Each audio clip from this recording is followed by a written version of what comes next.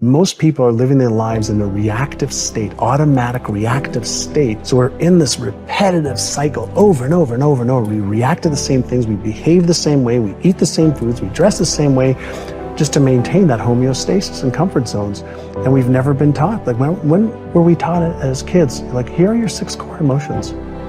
Here's the way you deactivate, your stress center or fear. So here's how you activate your imagination center. Here's how you have more focus. Here's how you develop a new belief. Here's how you develop a new habit. Here's how you release one. We haven't been taught that. We've been told they're important things, but we haven't been given the tools, and then we haven't practiced the tools enough to be able to make them part of our unconscious competence brain. Let's say you've been ill long enough, you've had health problems long enough, and you say, that's it, that's over. I'm going to now start a program. You don't have to really revolutionize your whole health life. Just start with an apple a day. You say, well, is it that simple to change your health life? And the answer is yes. The key is just to start. Come on, you don't have to radically do something. You can gain momentum and make changes as you go. Just start. Here's what happens when you start a new direction. Self-esteem starts to accelerate. Procrastination is the lion growing in you. I'm going to tell you what I mean in a moment. But essentially, you're becoming a man and you're moving into a new phase in your life where you're beginning to say, no, I won't. Every time you set this big goal, you never get it accomplished because you never break it up in manageable pieces. This is it. I'm talking about procrastinating. You still have time. Don't quit. Don't give up. Still have time. You can do it. You can make it happen, but you can't do it procrastinating. You can't do it talking about it, all right? So I just want to go back and recap because I want to make sure you hear what I'm saying. But I dare you, I double dare you to do exactly what you said you were going to do when the year started because it's not too late.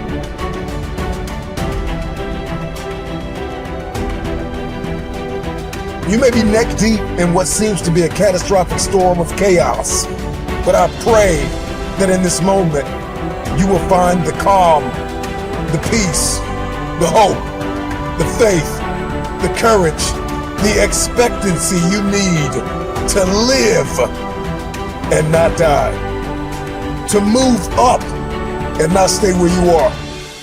You get what you see, and that is the formula for expectancy. Your expectation is what you believe is about to happen. And for many of you, you have been so traumatized by the past that your expectations are so diminished. Now go after it. But understand there's going to be some rocky times. There's going to be a lot of hills that you're going to have to climb. There's going to be a lot of obstacles that are going to try to stand in your way.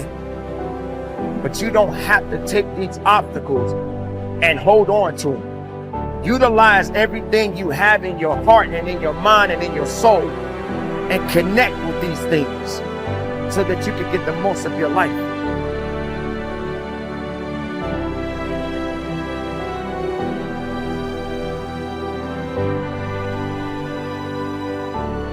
To sustain motivation, you have to do 2 things you probably already know. First, you have to focus. Now, before you turn off the video or go to the next one, listen to this. A lot of people have that initial desire, but they don't look at their goals every single day. They don't revisit every single, let's say, Sunday and say, how did I do this week?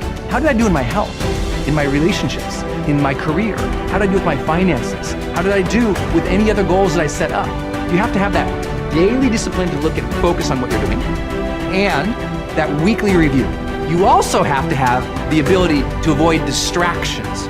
One of the reasons people love my book, The Motivation Manifesto, is this teaches you how to set boundaries, how to say no, how to push away distraction to own your life again. But here's the deal.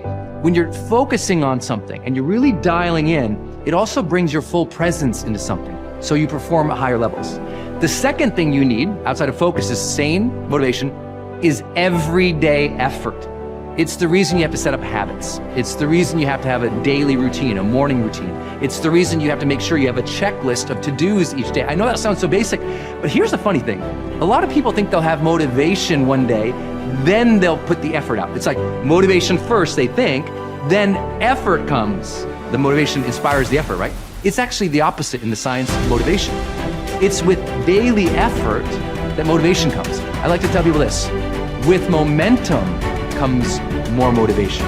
Don't wait for the motivation to go out and take action. Actually, take action first, because just a little bit of progress, a few quick wins, drops dopamine into the brain. We start feeling good and rewarded for our behavior, and suddenly we find ourselves more motivation.